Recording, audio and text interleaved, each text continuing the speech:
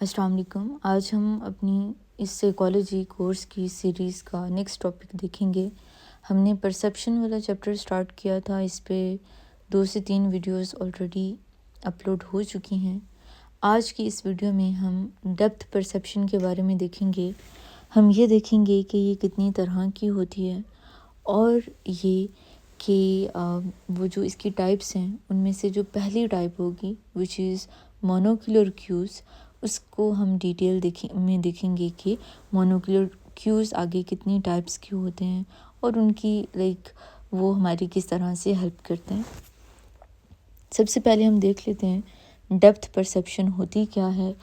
Depth perception basically हमारी वो ability होती है जिसके थ्रू हम अपने आसपास की चीज़ों को, दुनिया को 3D में देख सकते हैं, 3 डायमेंशंस में जब चीज़ों को देख सकते हैं। इसके अलावा जब हम चीज़ों का डिस्टेंस देखते हैं कि वो हमारे कितने करीब हैं, हमसे कितनी दूर हैं, तो ये चीज़ भी हम डेप्थ परसेप्शन में ही देखते हैं। ठीक है, एक तो ये कि जो 3D चीज़ों का एक व्यू है वो हम डेप्थ परसेप्शन की वजह से ले पाते हैं। और उसके अलावा चीज़ों का डिस्टेंस हमसे कितना है, क्या कोई चीज़ हमारे करीब है या हमसे दूर है, या फिर डिस्टेंस किसी और चीज़ से भी जब हम गेज करते हैं कि फ़लाँ चीज़ फ़लाँ से इतनी दूर है, तो ये भी हमारी डेप्थ परसेप्शन की एबिलिटी की वजह से ही पॉसिबल हो पाता है। ठीक है, in other words depth perception हमारी मदद करती है ये जानने में कि कोई चीज़ कितनी करीब है या कितनी दूर है। डिस्टेंस को जज करने में हमारी हेल्प करती है। दुनिया को 3D में देखने में हमारी मदद करती है। पेज पे जैसे आप देखें ना तो चीज़ें आपको फ्लैट नज़र आती हैं, लेकिन अगर आप ओवरऑल वैसे देखते हैं तो आपको 3D में, अगर रियल वर्ल्ड में आप देखते हैं तो चीज़ें नज़र आती हैं। इसके अलावा ज़ाहिर है जब आप चीज़ों को के डिस्टेंस को मेजर कर पाएंगे, गेज कर पाएंगे कि कोई चीज़ कितनी दूर है, तो ये चीज़ आपकी इसमें भी हेल्प करती है कि आप ओब्वियसली सेफली मूव कर पाएंगे। आपको नज़र आ रहा है कि गाड़ी आपसे कितनी दूर है, तभी आप एक सेफ़ तरीके से रोड को क्रॉस कर पाएंगे। अगर आप यही चीज़ एक्यूरेटली गेज नहीं कर पाते हैं तो ज़ाहिर है एक्सीडेंट के चांसेस ज़्यादा होंगे। डेली लाइफ में डेप्थ परसेप्शन बहुत ज़्यादा हमारी हेल्प कर रही होती है, बहुत डिफरेंट जगहों पे हमारी हेल्प कर रही होती है। जिससे जब हम कार को ड्राइव कर रहे होते हैं वहाँ पे ये हमारी हेल्प करती है। बॉल कैच करते हुए वो कितना करीब आ चुका है, ऑब्वियसली इसमें भी डिस्टेंस तो इन्वॉल्व होता है ना, दूर है, करीब आ रही है, कितने आ गई है करीब, अब कैच करना चाहिए, इसमें भी आपकी हेल्प कर रही है। जब आप सीढ़ियाँ उतरते हैं, चढ़ते हैं, वहाँ पे भी आपको डेप्थ परसेप्शन ही हेल्प करती है गेज करने में कि कितनी दूर है सीढ़ी और किस तरह से आपको कदम रखना चाहिए। इवन जब आप सिंपल चीज़ की एग्जांपल ले लें, ग्लास में जब आप पानी डालते हैं उसमें भी डेप्थ परसेप्शन आपकी हेल्प कर रही होती है ये गेज करने में कि आपको पानी कैसे डालना चाहिए, कितना डिस्टेंस है ग्लास का पानी के जग से, और ओवरऑल एक स्पिल करने से बचाने में बहुत ज़्यादा आपकी डेप्थ परसेप्शन हेल्प करती है। रोड क्रॉस करने में बहुत ज़्यादा हेल्प करती है, जैसे अभी ऊपर हमने डिस्कस भी किया इस चीज़ को। अब हम बात कर लेते हैं कि डेप्थ परसेप्शन कितनी तरह की होती है। कितनी तरह से होने से क्या मुराद है कि हमें किस तरह से हम ये गेज करते हैं कि कोई चीज़ हमारे करीब है या दूर है। ये हम एक आँख के थ्रू भी कर सकते हैं, दोनों आँखों को यूज़ करते हुए भी हम ये गेज कर रहे होते हैं।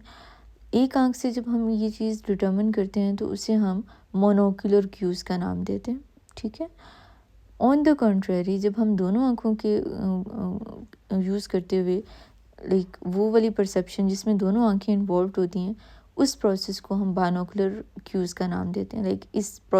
इसमें जहाँ पे दोनों आँखें इन्वॉल्व होती हैं वो बाइनोकुलर क्यूज़ होते हैं, और जहाँ पे एक होती है वो मोनोकुलर क्यूज़ होते हैं। अब मोनोकुलर क्यूज़ को आगे मज़ीद थोड़ा डिटेल में देख लेते हैं।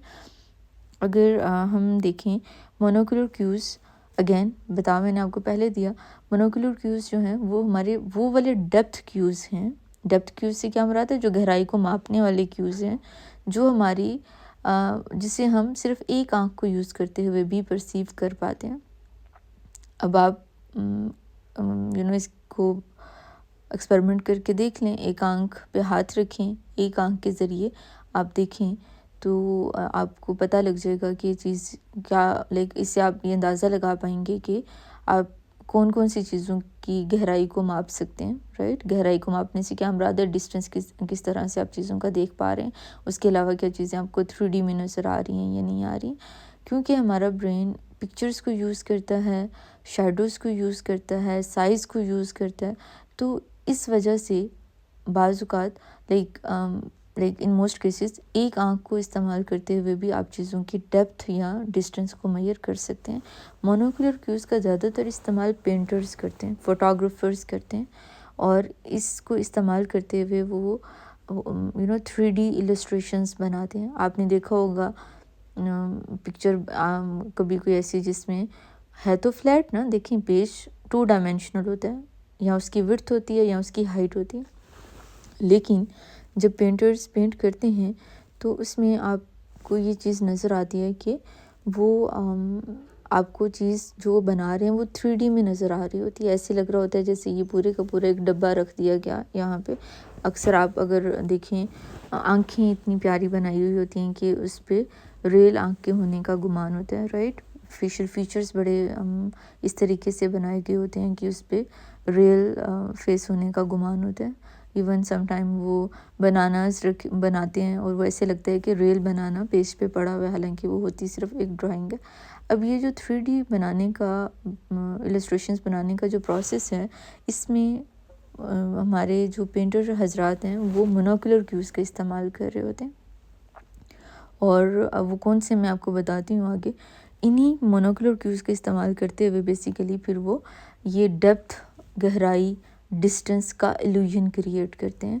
वो ये इल्यूजन क्रिएट करते हैं कि कोई चीज़ दूर है हमसे, हालांकि पेज तो बिल्कुल फ्लैट होता है, उसमें कोई चीज़ पीछे तो नहीं जा सकती है ना, लेकिन फिर भी आपको बाज़-औक़ात पेज पे कुछ पहाड़ पीछे नज़र आते हैं, कुछ दरख्त थोड़ा दूर नज़र आते हैं, कुछ करीब नज़र आते हैं, कुछ लोग दूर खड़े हुए नज़र आते हैं, कुछ करीब खड़े हुए नज़र आते हैं, हालांकि हकीकत में ऐसा कुछ भी नहीं होता। तो ये वो कौन कौन से क्यूज़ हैं जिनको इस्तेमाल करते हुए वो इस तरह के इल्यूजन्स क्रिएट कर रहे होते हैं, उन्हें हम डिस्कस कर लेते हैं। सबसे पहला जो मोनोकुलर क्यू है वो है रिलेटिव साइज़ का। रिलेटिव साइज़ में क्या होता है कि दो अगर आपको ऑब्जेक्ट एक पेज पे नज़र आ रहे हैं, उनमें से जो बड़ा ऑब्जेक्ट होगा, जो लंबा होगा, जिसका साइज़ ज़्यादा होगा, वो हमेशा आपको करीब नज़र आएगा, और वो ऑब्जेक्ट जिसका साइज़ छोटा है वो आपको दूर नज़र आएगा।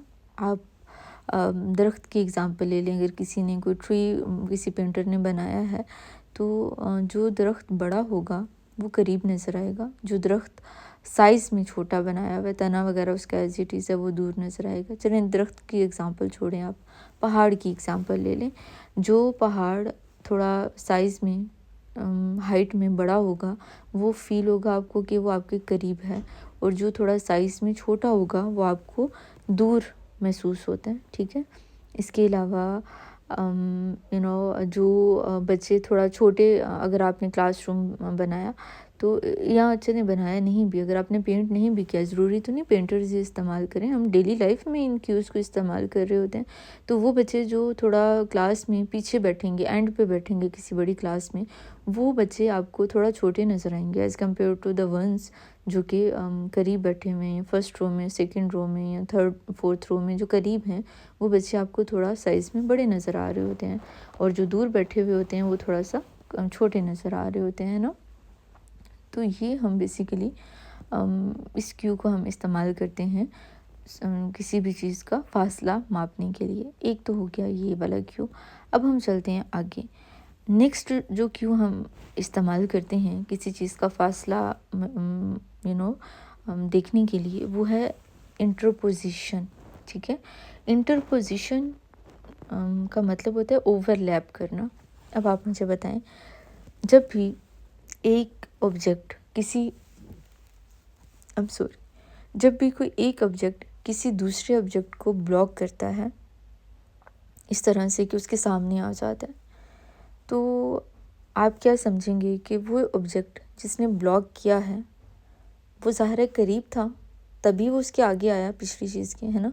और वो ऑब्जेक्ट जो ब्लॉक हो गया वो दूर था, वो पीछे था। ब्लॉक होने से क्या मुराद है कि आप देखिए ना, आप मिसाल के तौर पे बैठे हुए हैं और कोई चीज़ आपके सामने से गुजरी है, चीज़ के गुजरने से उस चीज़ के बैकग्राउंड में जितना भी कॉन्टेक्स्ट था, एक लाइक जो चीज़ें थी वो सारी छुप गई, क्योंकि आपको उस टाइम पे सिर्फ वो एक पर्टिकुलर चीज़ नज़र आ रही है। आपने कभी ट्रेन को जाते हुए देखा हो, तो जब ट्रेन गुजरती है तो उसके जो अपोजिट साइड पे जितनी भी उसके दूसरी साइड पे जो खेत हैं, बाकी जितनी भी चीज़ें हैं वो सारी छुप जाती हैं, आपको सिर्फ ट्रेन नज़र आती है। तो आप क्या समझेंगे कि ट्रेन आपके नज़दीक थी और वो जो खेत थे वो ट्रेन की निस्बत आपसे दूर थे, इसीलिए वो छुपे, राइट, इसीलिए वो ओवरलैप हुए। तो ये बेसिकली प्रिंसिपल यूज़ करते हैं डिफरेंट आर्टिस्ट हजरात भी, और रियल लाइफ में भी हम देखते हैं कि मिसाल के तौर पे कोई दरख्त है और उस दरख्त की वजह से उस दरख्त के पीछे जो बिल्डिंग थी वो छुप गई। तो मुझे बताएं कि वो बिल्डिंग आपके ज़्यादा करीब होगी या वो दरख्त आपके ज़्यादा करीब होगा। ओब्वियसली जिसने ओवरलैप किया वो दरख्त है, उस दरख्त की वजह से आपको नज़र नहीं आ रहा वो मकान, तो इट्स मीन कि दरख्त आपके कंपैरेटिवली करीब था, इसीलिए उसने ओवरलैप किया उसके बैकग्राउंड में जितनी भी सराउंडिंग आती है उससे, ठीक है। तो ये है कॉन्सेप्ट इंटरपोजिशन का, जिसमें हमारा ब्रेन ये परसीव करता है कि वो ऑब्जेक्ट जो कवर कर रहा है दूसरी चीज़ को वो हमारे करीब होना चाहिए, और वो ऑब्जेक्ट जो कवर हो रहा है वो लाजमी तौर पे हमसे दूर होना चाहिए, ठीक है। नेक्स्ट जो मोनोकुलर क्यू है, अच्छा ये सारे मोनोकुलर क्यूज़ हैं जो मैं डिस्कस कर रही हूँ। आज की क्लास का एजेंडा ही ये है, इसीलिए मैंने बाइनोकुलर क्यूज़ आज के दिन में मैं कवर नहीं कर रही हूँ, बिकॉज़ बच्चे मिक्स कर जाते हैं इन दोनों को। तो आज के दिन हम सिर्फ मोनोकुलर क्यूज़ पढ़ेंगे, जितने भी आगे आएंगे वो सारे मोनोकुलर क्यूज़ होंगे, विच मीन्स कि उन्हें एक आंख से आप परसीव कर सकते हो, एक आंख के थ्रू आप वो डिस्टेंस का अंदाज़ा लगा सकते हैं। नेक्स्ट मोनोकुलर क्यू है लीनियर पर्सपेक्टिव। लीनियर पर्सपेक्टिव में हम ये देखते हैं, अच्छा एग्जाम्पल के थ्रू इससे पहले हम देख लेते हैं, उसके बाद हम इसकी डेफिनेशन पे आते हैं। जब आपने कभी अगर आपने रेल की पटरी देखी हो, तो अगर आप उस पर खड़े हैं तो आपको ऐसा नज़र आता है जहाँ पे आप खड़े हैं वहाँ पे वो अच्छी खासी दूर होती हैं दोनों लाइनें, राइट। जैसे जैसे आपकी नज़र उठती है आप दूर देखते जाते हो, आपको लगता है कि वो जो दोनों लाइनें हैं रेल की पटरी की, वो जैसे जैसे दूर जा रही हैं वो आपस में मिलती जा रही हैं, उनका डिस्टेंस कम होता जा रहा है ना। इस चीज़ को हम लीनियर पर्सपेक्टिव का नाम देते हैं। इवन रोड्स की एग्जांपल ले लें, रोड पे जहाँ पे आप खड़े होंगे आपको लगेगा कि वो एरिया बहुत ज़्यादा वाइड है, उसकी बहुत ज़्यादा वहाँ पे फासला ज़्यादा है, लेकिन जैसे जैसे आप दूर देखते जाओगे आपकी जो परसेप्शन है उसमें ये चीज़ आएगी कि जो रोड है वो छोटा होता जा रहा है, या उसकी जो दोनों साइड्स हैं वो आपस में कन्वर्ज करती जा रही। ये प्रोसेस लीनियर पर्सपेक्टिव कहलाता है, ठीक है। इसमें अगेन अगर मैं इसकी डेफिनेशन आपके सामने बोलूँ तो parallel lines appear to meet as distance increases. जैसे जैसे डिस्टेंस बढ़ता है आपको लगता है कि वो जो पैरेलल लाइंस हैं दोनों वो दूर जाते जाते आपस में मिल रही हैं, मीट कर रही हैं, ठीक है। इसमें हमारे ब्रेन का लॉजिक यही होता है कि जैसे जब कन्वर्ज करती हैं लाइंस इट्स मीन के डिस्टेंस ज़्यादा है। इसी वजह से राइटर या जो पेंटर स्टोरी हजरात होते हैं वो अगर उन्होंने ये शो करने कोई चीज़ दूर है तो वो ना लाइनें एक साइड से करीब कर देंगे, एक साइड से दूर कर देंगे, और उससे वो ये शो करेंगे कि यहाँ पे फासला ज़्यादा है। रेलवे के ट्रैक की हमने एग्ज़ाम्पल ले ली, फ़ोटोग्राफी में मैंने आपको बताया कि नहीं इस्तेमाल किया जाता। ये हो गया हमारा अगला डेप्थ क्यू। मज़ीद आगे चलते हैं हम। एक और जो मोनोकुलर क्यू है जो एक आंख से जिसको हम गेज करते हैं वो है टेक्सचर ग्रेडियंट, ठीक है। टेक्सचर ग्रेडियंट में आप हम देखते हैं चीज़ों का टेक्सचर देखते हैं, फ़ाइन टेक्सचर है या नहीं। कभी कपड़ा अगर आपने ख़रीदा हो तो उस पर यूँ हाथ फेर के देखा जाता है कि इसका टेक्सचर फ़ाइन है या नहीं है, राइट। तो या फिर वैसे अगर हम कभी आईना देखते हुए अगर आपने गौर किया हो, जितना आप करीब से देखते हैं उतना ज़्यादा आपको अपनी स्किन के पोर्स ज़्यादा विजिबल नज़र आते हैं। जैसे जैसे आप आईना दूर करते जाएं आपको वो पोर्स मध्यम होना स्टार्ट हो जाते हैं आपके पोर्स, और आपको वो क्लियर नज़र आना बंद हो जाते हैं। इसी तरह अगर किसी की पिक्चर बहुत करीब से ली गई हो तो उसकी फाइन लाइंस, उसके पोर्स आपको बहुत विजिबल नज़र आते हैं। जैसे जैसे कैमरा आप दूर लेके जाते हैं आपको वो प्लेन नज़र आना स्टार्ट हो जाता है चेहरा, राइट। ये तो हमने एग्जांपल ले ली चेहरे की। इसी तरह आप किसी भी चीज़ की एग्जांपल ले लें, टेबल की एग्जांपल ले लें, किताब की एग्जांपल ले लें। अगर आप उसे आंखों के करीब लेके आएंगे, गौर से अगर आप उसे देखेंगे, बहुत करीब से देखेंगे, तो उसमें आपको बहुत ज़्यादा उसका टेक्सचर जो है वो क्लियर नज़र आएगा। उसकी छोटी छोटी डिटेल्स आपको बहुत क्लियर नज़र आएंगी, उभार नज़र आएंगे आपको। लेकिन जैसे जैसे आप थोड़ा उस पेज को दूर लेके जाते जाओगे, आँखों से उसका फासला बढ़ाते जाएंगे, आपको उसकी वो डिटेल्स मध्यम होना स्टार्ट हो जाएंगी, उसकी वो आपको कम नज़र आएंगी, राइट। तो टेक्सचर फाइन होता जाता है जैसे जैसे उसका डिस्टेंस इंक्रीज़ होता है। यही चीज़ राइटर्स भी इस्तेमाल करते हैं। अगर उन्होंने ये शो करना है कि कोई चीज़ करीब है, उसमें वो डॉट्स ज़्यादा लगा देते हैं, ज़्यादा नुक्ते लगा देंगे। अगर उन्होंने ये शो करना है कि कोई चीज़ दूर है, उसमें नुक्ते वो कम कर देंगे। उससे ये है कि आपको वो चीज़ थोड़ी स्मूथ नज़र आना स्टार्ट हो जाएगी, ठीक है। मज़ीद हम आगे चलते हैं। Light and shadow. ये जो लाइट एंड शेडो का कॉन्सेप्ट है, ये आप इसके थ्रू भी हम ऑब्वियसली डिस्टेंस ही को मेजर करते हैं। मोनोकुलर क्यू है। अब ये काम कैसे करते हैं, जिस जिस एरिया में शेडो होता है वो उसके थ्रू आपको ये लगता है कि वो एक ना 3D इफ़ेक्ट उस चीज़ का क्रिएट हो जाता है। तो हमने अभी बात की, हमने कहा कि जो 3D में देखने का जो प्रोसेस है उससे भी हम डेप्थ परसेप्शन का ही नाम देते हैं। अब तक हमने जितने भी देखे उसमें हम डिस्टेंस देख रहे थे, राइट। लेकिन अब हम बात कर रहे हैं 3D नज़र आने का चीज़ों का। तो वो जो 3D नज़र आते हैं, आप नोटिस कीजिएगा जब भी आप कोई भी चीज़ बनाते हैं, बॉल बनाते हैं मिसाल के तौर पे, उस बॉल के एक साइड पे थोड़ी शेडिंग कर दें, एक साइड को थोड़ा लाइट रखें, थोड़ा ज़मीन पे शेडिंग कर दें, तो वो उससे आपको ये ऐसे फील होगा कि वो चीज़, वो बॉल 3D है, वो रियलिस्टिक एक उसका इमेज नज़र आना स्टार्ट हो जाता है। इसके अलावा भी डिस्टेंस के लिहाज से भी शेडो बहुत इम्पोर्टेंट होता है। इसमें आप देखें, आपने अगर कभी मेकअप इस्तेमाल किया हो तो उसमें ना कंटूर होता है एक। कंटूर का थोड़ा डार्क कलर का होता है कंटूर, और उसमें बेसिकली वो इसलिए इस्तेमाल किया जाता है ताकि वो एरियाज़ जो थोड़े बड़े हैं, या जो लाइक फेशियल फीचर के वो एरियाज़ जो आप छुपाना चाह रहे हैं, आप चाह रहे हैं कि इतना हिस्सा नज़र ना आए, ज़्यादा क्लियर आगे फॉरवर्ड लुकिंग वो ना हो, तो लाइक उसको आप पीछे करने के लिए इस्तेमाल करते हैं डिफरेंट कंटूर्स, ठीक है। अब इसमें ये कैसे काम करते हैं, मिसाल के तौर पे किसी का चेहरा लंबा है तो वो क्या करेगा, वो कंटूर लगाते हुए माथे पे ज़्यादा लगा लेगा। किसी का चेहरा चौड़ा है तो वो क्या करता है, वो साइडों पे, चिक्स के एंड पे, कान के साथ वो थोड़ा ज़्यादा कंटूर लगाएगा। तो जिस जिस एरिया पे आप कंटूर लगा देते हैं वो एरिया आपका थोड़ा पीछे चला जाता है, ठीक है। वो उस तरह से फॉरवर्ड लुकिंग का वर्ड तो ऑब्वियसली यहाँ पे नहीं यूज़ होना चाहिए। वो इस तरह से ऐसे आगे को उसका उभार आगे आता हुआ वो फील नहीं होगा, ठीक है। तो ये इस तरह से बेसिकली आप कंटूरिंग का या डार्कर शेड्स का इस्तेमाल करते हैं, जिसके थ्रू वो एरियाज़ जिन्हें आप कम दिखाना चाहते हैं, वो एरियाज़ आपके ऐसा फील होता है जैसे ये पीछे को जा रहे हैं, लाइक शेडिंग के थ्रू वो कम नज़र आते हैं। और वो एरियाज़ जिन्हें आप ज़्यादा दिखाना चाहते हैं, वहाँ पे फिर आप हाइलाइटर का इस्तेमाल करते हैं। हाइलाइटर बेसिकली उन एरियाज़ को ऐसे आगे को एक तरह से वो उनकी इस तरह से लुक आती है कि वो ज़्यादा नज़र आता है, ठीक है। जैसे नाक पे लगा लेते हैं लोग, मोस्टली चिक्स पे लगाते हैं, तो वो एक ब्यूटी की अलामत समझा जाता है ना कि चिक्स थोड़ी ज़्यादा विजिबल नज़र आए।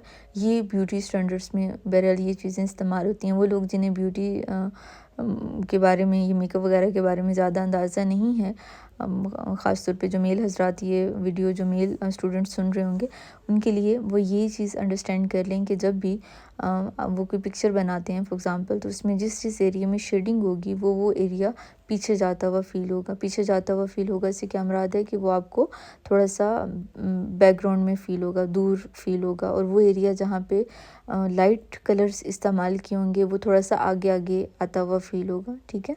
तो ये प्रोसेस हम इस्तेमाल करते हैं डेप्थ को क्रिएट करने के लिए, 3D इफ़ेक्ट को क्रिएट करने के लिए, और इवन डिस्टेंस की एक इल्यूजन क्रिएट करने के लिए, ठीक है।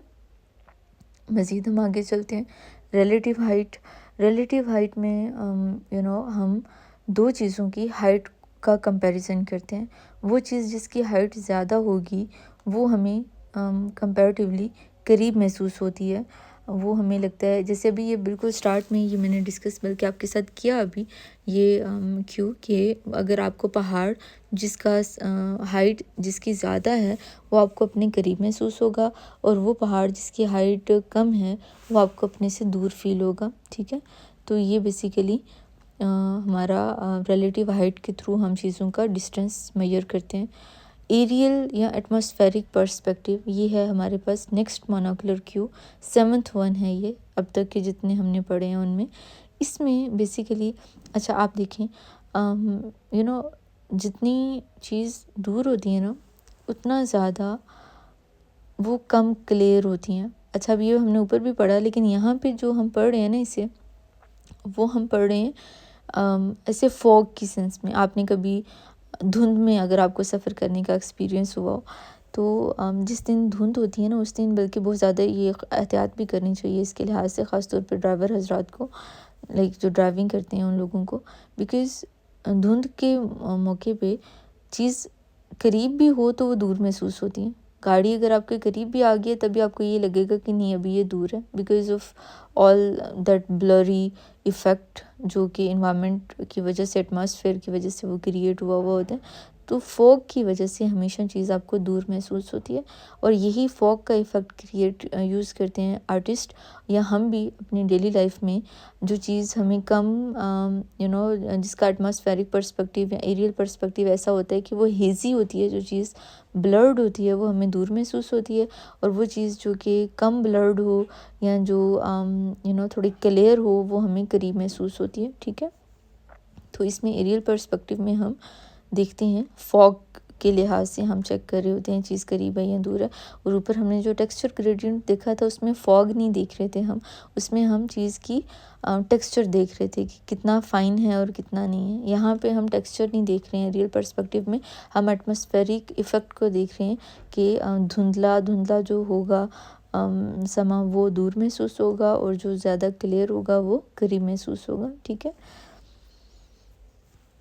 अब हम चलते हैं आगे। हमारा जो 8वां और आखिरी जो हमारी आज की वीडियो का मोनोकुलर क्यू है जो हम डिस्कस करेंगे वो है मोशन पैरालैक्स। अगर कभी आपको इत्तेफाक हुआ हो किसी ट्रेन में सफ़र करने का, या वैसे सिंपल गाड़ी में भी अगर आपने सफ़र किया हो तो उसमें आप ये देखेंगे कि जो दरख्त रोड के साथ लगे हुए होते हैं ना वो ऐसे पीछे को दौड़ते हुए महसूस होते हैं। ऐसे ही ना जितनी तेज़ गाड़ी होती है उतना ज़्यादा ये स्ट्रॉन्ग इफ़ेक्ट होता जाता है। तो जो करीब की चीज़ें हैं वो पीछे भागने का जो उनका वो फील होने वाला जो ये फिनोमिना है, इस क्यू को हम लाइक मोशन पैरालैक्स का नाम देते हैं। आप ये देखें, जो चीज़ जितनी दूर होगी ना आपके जब आप सफ़र कर रहे हैं वो चीज़ उतनी ज़्यादा आपको ये फ़ील होगी कि मेरे साथ साथ चल रही है। इसकी सबसे सिंपल एग्जांपल हम ले लेते हैं चाँद की या फिर सूरज की। जो जब हम सफ़र कर रहे होते हैं तो ख़ास तौर पे जब ये थोड़ा शाम का टाइम हो रहा होता है तो सूरज ऐसे लग रहा होता है ना ऐसे थाली सी है और साथ साथ चलती जा रही है। जहाँ पे भी हम जा रहे हैं बस वो हमारे साथ साथ चल रहा है। ऐसा क्यों फ़ील होता है? क्योंकि सूरज बहुत दूर है। इसी तरह कोई पहाड़ है, कोई ऐसी चीज़ है, वो जितनी ज़्यादा दूर होगी उतना ज़्यादा वो आपको ऐसे फ़ील होगी कि वो आपकी नज़र वो जो आपकी विजुअल स्पैन है उसमें वो ज़्यादा रहेगी, है ना। और जितनी करीब है उतना वो तेज़ी से पीछे को मूव कर जाएगी, उतना वो तेज़ी से आपके विजुअल उसमें से ख़त्म हो जाएगी, पीछे चली जाएगी। ये चीज़ जो है ये मोशन पैरालैक्स कहलाती है। When we move, near objects move faster than distant objects. Obviously दूर वाली चीज़ें भी पीछे तो जाती हैं, वो ऐसा तो नहीं कि वो सारा सफ़र ही एक दरख्त हमारी नज़रों में रहेगा, लेकिन वो बड़ा स्लो उसका पीछे जाना हमें नज़र आता है।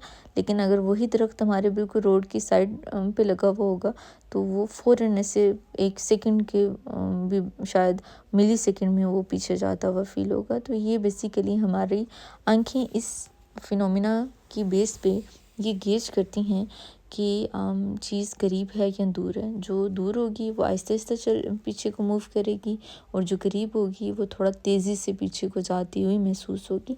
इसको हम मोशन पैरालैक्स का नाम देते हैं। अब हम एक क्विक रिवीजन कर लेते हैं अब तक की जितनी भी हमने ये पढ़े मोनोकुलर क्यूज़, सिंपल और बड़े एक बर्ड्स आई व्यू कह लें कि हम एंड पे हम इनका ले लेते हैं। रिलेटिव साइज़, जो चीज़ छोटी होगी वो आपको दूर फील होगी, और जो चीज़ बड़ी होगी वो करीब फील होगी। इंटरपोजिशन, वो चीज़ जो ब्लॉक्ड है वो आपको ज़्यादा दूर महसूस होगी। लीनियर पर्सपेक्टिव, वो चीज़ जो जहाँ पे लाइक लाइनें जिस जगह पे मिल रही होंगी वो वाली साइड आपको दूर महसूस होगी। टेक्सचर ग्रेडियंट, जहाँ पे कम डिटेल्स होंगी, जहाँ पे कम नुक्ते होंगे वो वाली जगह आपको दूर महसूस होगी। शेडो, जहाँ पे ज़्यादा शेडो लाइक इफ़ेक्ट क्रिएट किया हुआ होगा वो चीज़ आपको ज़्यादा दूर महसूस होगी, पीछे जाती हुई फील होगी। रिलेटिव हाइट, जहाँ पे चीज़ ज़्यादा जहाँ पे हाइट छोटी होगी वो वाली आपको दूर फील होगी, राइट। और जो हाइट बड़ी होगी वो आपको करीब महसूस होती है। इसी तरह एरियल पर्सपेक्टिव में हम देखते हैं कि वो चीज़ जो ज़्यादा हेज़ी है वो दूर महसूस होती है। मोशन पैरालैक्स में हम देखते हैं कि वो चीज़ जो ज़्यादा लाइक करीब है वो ज़्यादा तेज़ी से मूव करती है, और वो चीज़ जो दूर है वो आहिस्ता आहिस्ता पीछे को मूव करती है महसूस होती है। ये मोशन पैरालैक्स की ऑब्वियसली मैंने पहले भी आपके साथ डिस्कस किया, बहुत ज़्यादा इसकी डेप्थ परसेप्शन की बहुत ज़्यादा रियल लाइफ में इसकी इम्पोर्टेंस है। आप ड्राइव करते हुए मोनोकुलर क्यूज़ का इस्तेमाल करते हैं, हम स्पोर्ट्स के दौरान यूज़ करते हैं, चलते हुए आर्ट फोटोग्राफी जो लोग करते हैं वो इससे इस्तेमाल करते हैं। वर्चुअल रियलिटी का जो एक इल्यूजन क्रिएट किया जाता है वहाँ पे ये इस्तेमाल की जाती है। आर्किटेक्चर बिल्डिंग्स वगैरह में ये लोग इस्तेमाल करते हैं थोड़ा सा इल्यूजन क्रिएट करने के लिए कि जगह खुली है, छोटी है, बड़ी है, ये वाला थोड़ा इफ़ेक्ट क्रिएट करने के लिए लोग इन्हें इस्तेमाल करते हैं। तो ये हैं हमारे बेसिकली मोनोकुलर क्यूज़ जो आज की हमने वीडियो में डिस्कस कर ली हैं। इंशाल्लाह अगली वीडियो में हम लोग डिस्कस करेंगे बाइनोकुलर क्यूज़। अगर आप लोग CSS PMS की प्रिपरेशन कर रहे हैं या किसी भी और कंपेटिटिव एग्ज़ाम की, चाहे वो लेक्चरर है या स्पेशल एजुकेशन किसी भी एग्ज़ाम की जो कि साइकोलॉजी से रिलेटेड है, तो इसकी तैयारी के लिए आप मुझसे कांटेक्ट कर सकते हैं। नंबर आपको लाइकली मेरे वेबसाइट पे या मेरे चैनल पे कहीं मिल जाएगा, या मेरी वेबसाइट के थ्रू भी आप मुझसे कांटेक्ट कर सकते हैं। अगर आप एवेल्यूएशन करवाना चाह रहे हैं, फुल फ्लेज कोर्स नहीं एनरोल करना चाह रहे हैं, तो एवेल्यूएशन के लिए भी आप कांटेक्ट कर सकते हैं। मॉक्स जो हर सब्जेक्ट के, चाहे वो MCQs की फॉर्म में आप लेना चाह रहे हैं या फिर सब्जेक्टिव क्वेश्चंस को आप सॉल्व करके ये चेक करवाना चाह रहे हैं कि ये बेहतर हैं, क्या इसमें चीज़ इम्प्रूव करने वाली है एग्ज़ामिनेशन पॉइंट ऑफ व्यू से, थोड़ी एवेल्यूएशन अगर आप करवाना चाहते हैं तो उसके लिए आप मुझसे कांटेक्ट कर सकते हैं। अगली वीडियो में इंशाल्लाह हम बाइनोकुलर क्यूज़ को